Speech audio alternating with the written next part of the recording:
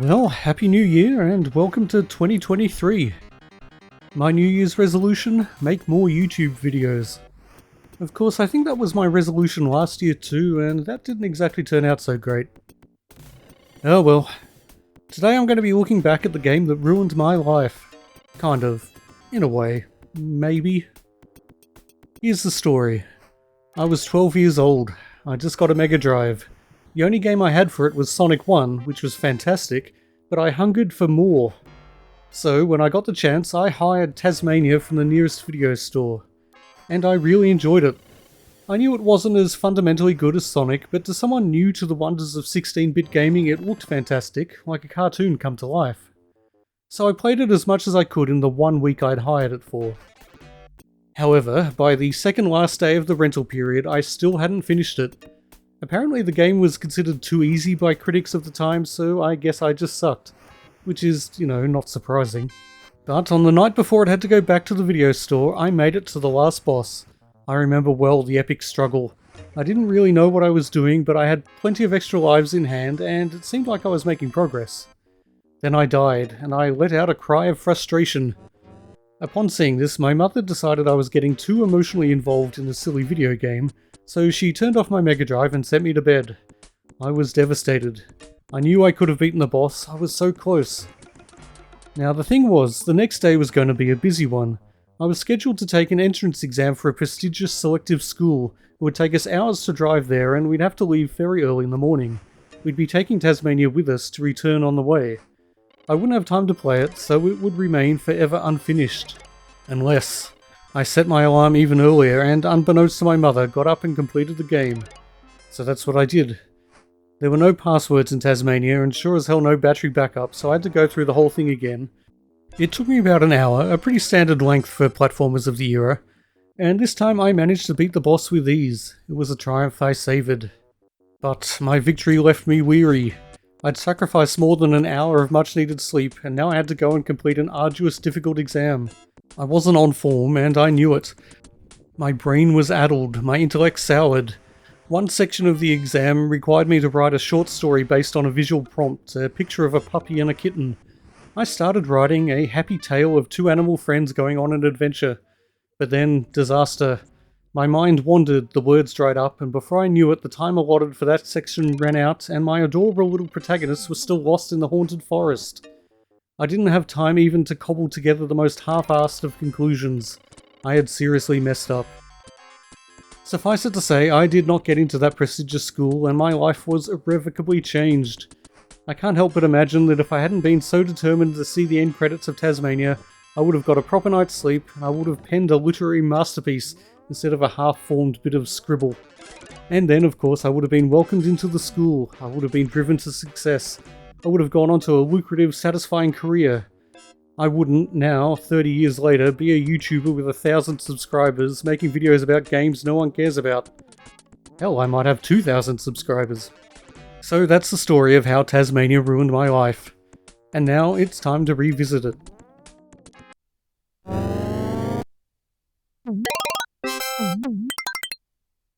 The game makes an excellent first impression.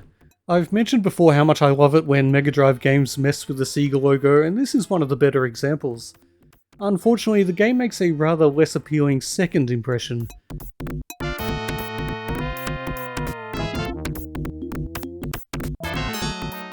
This music is not great. There's a tune in there somewhere struggling to get out, but the choice of instruments is highly questionable. And the sad thing is, this is about as good as the music gets.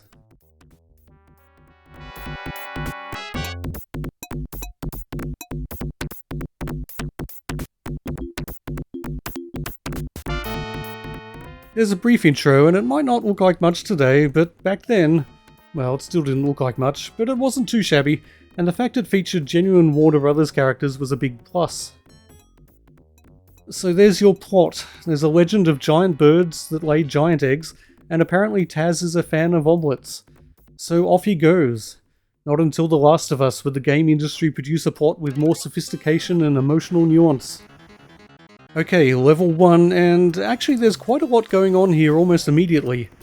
Right away you find a red hot chili power-up that lets you breathe fire for a limited time. which is a cool idea but doesn't end up being that useful. There are water spouts that you can jump on if your timing is good and which kill you if it isn't.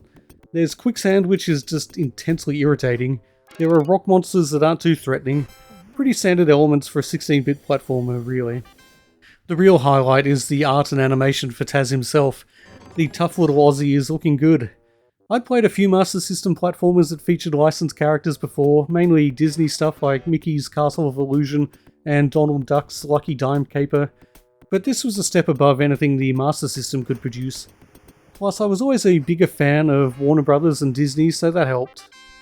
Okay, the animation wasn't as smooth as Sonic, the only other Mega Drive game I'd played at that point, but it was still hugely impressive to me, and I think it holds up pretty well. And that's the last genuinely positive thing I'll have to say about this game. Animation aside, the graphics aren't up to much. The art isn't hideous as such, but it's been thrown together without much care. There are plenty of places where the backgrounds don't tile properly, leaving unsightly vertical lines, and foreground elements are placed haphazardly. And then there's the music. It's really not good, not in this first level, not anywhere.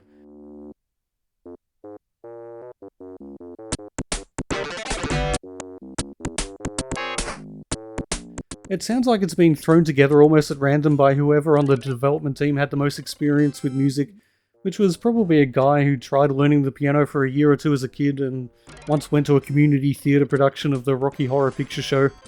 The best that can be said for it in this first level is that it kind of fits the dry, rocky environment. They have actually shown some ambition with the music though, I have to give them credit for that.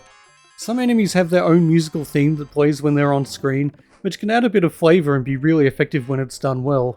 It is not done well here.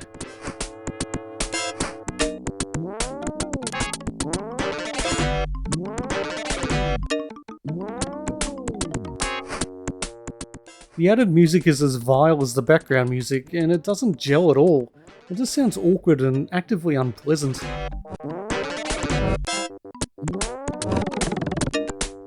The gameplay is not terrible. It's at least functional. The movement and jumping is a little clunky. It's not up there with the top tier platformers of the time, but it's not going to ruin your day. You've also got a rather nifty whirlwind move, which is functionally pretty similar to Sonic's Spin Dash, although it's not as useful or as fun to use. Largely that's down to the level design, as there really aren't many places where you want to be moving that quickly, and if you try to dash around the place, you're just going to find yourself plummeting into one of the many insta-kill spike traps or bottomless pits. But it can be pretty handy for smashing through enemies and quickly evading danger. You can also pick up and eat most things, including enemies, although this is rarely the best or safest way of getting rid of them. Taz will devour all pickups automatically when coming into contact with them, and unfortunately that includes the many bombs strewn about the place. It is possible to manually pick them up and then throw them, or use the whirlwind move to fling them aside, but if you happen to accidentally run into them, Taz will eat them. And then they'll explode and Taz will look sheepish, not to mention singed, in that classic cartoon way, which is quite amusing the first time it happens. However, in this first area in particular, it stops being amusing fairly quickly due to the placement of the bombs. There's one specific section near the end of the second level where the bombs are placed at the bottom of blind drops, so if you don't know you're about to land on them, you'll just have no way to avoid them. Worst of all, there's one place where there's a bomb hidden behind a foreground element of the environment. It's definitely going to get you the first time, and in this case it ended my game and forced me to use a continue, which I found intensely frustrating. In fact, I almost gave up on making this video, but hell, it's been so long since I've actually done a video, I didn't want to throw yet another one in the garbage can. So I tried to remind myself that games of this era needed a way to stretch out their playtime, and the fact is, Taz-Mania is not a long game. If it didn't randomly kill you at various points, even a young child, such as I was, would waltz straight through it in maybe a couple of hours. And yeah, that's all fair enough, but a good game, even in 1992, would find better, less frustrating ways to string out its limited content. Anyway, I pushed on. Once I managed to negotiate the irritatingly placed bombs, it was time for a boss fight. And this one carries on the long tradition of early 90s boss fights that consist solely of an enemy going back and forth, left to right and right to left, doing not much of anything to defend itself as you jump on its head. Or in this case, windshield. Something which I managed to make look unnecessarily difficult for the first 10 seconds at least. But yeah, this is not much of a challenge.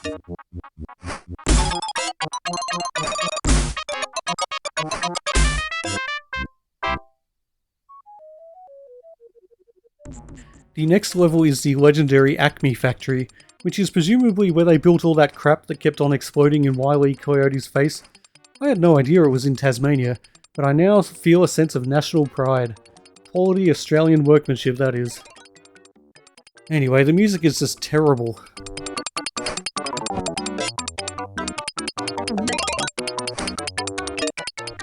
I mean, they're trying at least. There's a lot going on here, and once again it kind of fits the environment, but it just ends up painfully irritating. I can't help but feel if they'd chosen their instruments a bit more carefully, this could have been a kind of cool, frenetic tune, but that clicky percussion really ruins everything. Gameplay-wise, this place is fine, I guess. In terms of level design, it's a step up from the first area. There are no insta-kill pits or hidden bombs, so the frustration factor is lower.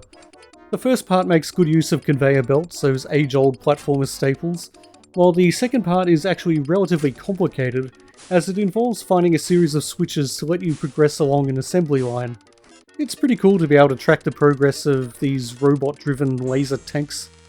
Which, now I say it, makes me realise Acme is actually a weapons manufacturer for a supervillain. Fortunately, everything will just blow up before it can do any harm. Well, it might harm one perpetually unlucky coyote, I guess. On to the obligatory ice level. Now, ice levels traditionally suck, and in a not very good game like this you might expect it to really suck, but it kind of doesn't. The slipperiness isn't too bad, and even the bit with ice blocks that move around and sink if you stand on them for too long isn't super frustrating. Best of all, this level is really short. Hooray! Music still sucks though.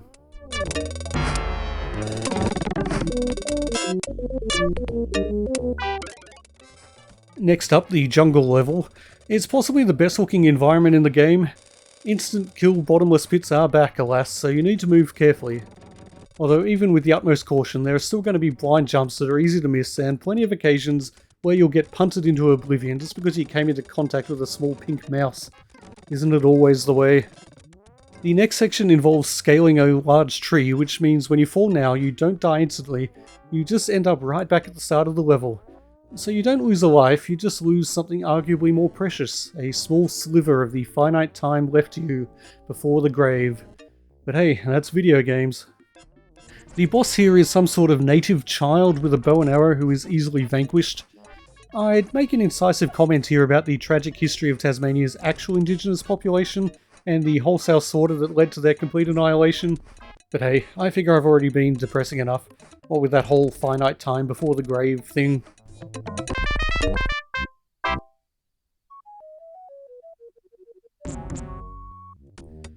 Next up, a river flowing through the jungle.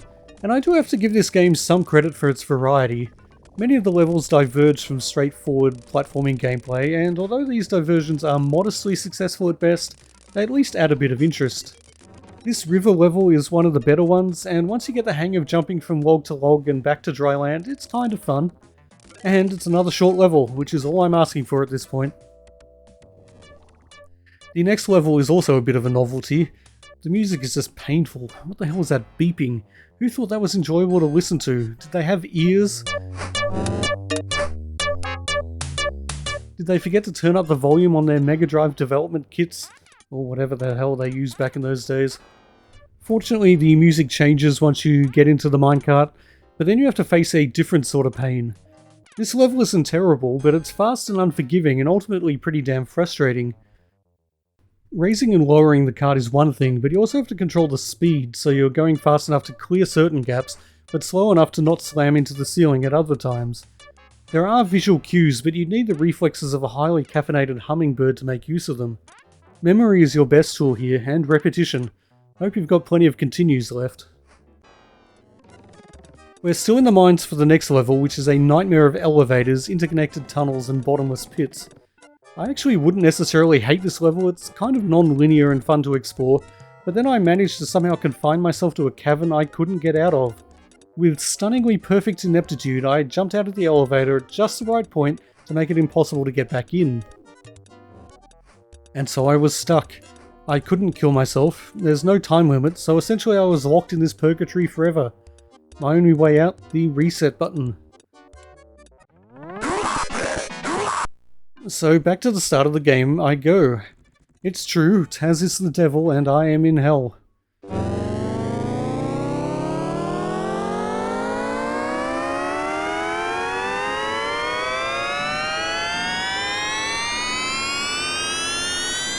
Okay, to be fair, this really is not a long game, and it took me less than half an hour to get back to where I was. But still, it wasn't exactly the most pleasant 30 minutes of my life. Okay, back to the mines, where there's lots of elevator-based shenanigans going on. The instant death traps are getting pretty nuts, there are more bottomless pits than you can shake a Balrog of Morgoth at, and the frustration factor is higher than ever. And it raises even higher with the next level. We're back to the log-infested jungle river, but whereas the last level like this was kind of fun and not too frustrating, this one is a lumberjack's nightmare. There's a lot more open water, there are more logs, which means it's harder to get Taz to land on any one in particular, and even if you time it correctly, you can never be quite sure if you're going to land in the foreground or the background, which can be the difference between life and death. It doesn't help that later in the level the logs are moving in the wrong direction, meaning it's really easy to take one step forward then drift 2 steps back. Eventually I just gave up even trying and whirlwinded my way to victory.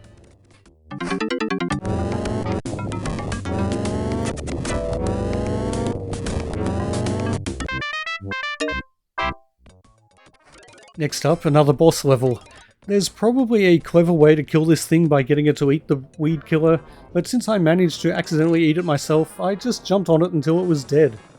Inelegant perhaps, but you can't argue with results. Okay, time for the last level, apart from the final boss of course. It's actually one of the easiest and least frustrating levels in the game. That doesn't make it good of course, but it is at least a bit of a relief. There are no hideously unfair death traps here, no bottomless pits, just a lot of fire, bats, and tiny mice with spears. It's pretty straightforward, and as far as final levels go, it's pretty boring too. Well, at last it's time for Taz to lay claim to that omelette he's been craving. I have to say though, this egg is pretty tiny, well, relatively speaking. Over the course of the game, Taz has munched his way through enough randomly placed roast chickens to make this egg look like little more than a wafer-thin mint. But I guess he's still hungry, so there's one majorly pissed off giant seagull that needs to be defeated. The fight is incredibly simple, which is kind of disappointing, considering this is the fight that basically ruined my life. If only I'd been able to beat it on my first attempt 30 years ago, how different things might have turned out. Oh well, go Taz go! Murder that devoted mother who's only trying to protect her precious offspring. Fortunately, the game seems to be aware that actually stealing and consuming the unborn progeny of a mighty and noble creature would be a bit of a downer, so it ends with a mere kidnapping instead. A happy ending all round. And that's Taz-Mania. I can't really call this a good game. Other than the nostalgia factor, I haven't gleaned much enjoyment from revisiting it. But is it as bad as all that? Well, by modern standards, yes it is. But by the standards of the day, I don't know. All I can say is that I remember getting some solid enjoyment from it. I mean, it still ruined my life, but also gave me a good few hours of fun, so it was probably worth it. Who am I kidding? The game that really ruined my life was World of Warcraft. Hell, it basically deleted a decade of my life. A decade well spent, though. Okay, thanks for watching. Don't forget to subscribe and sublike and butt that hitification notin'. Or something like that. Damn, I really am rusty after taking such a long time off from making videos. But I'll definitely, certainly, possibly, perhaps try to make some more videos soon. So, see you next year, I guess. Until then, get off my lawn.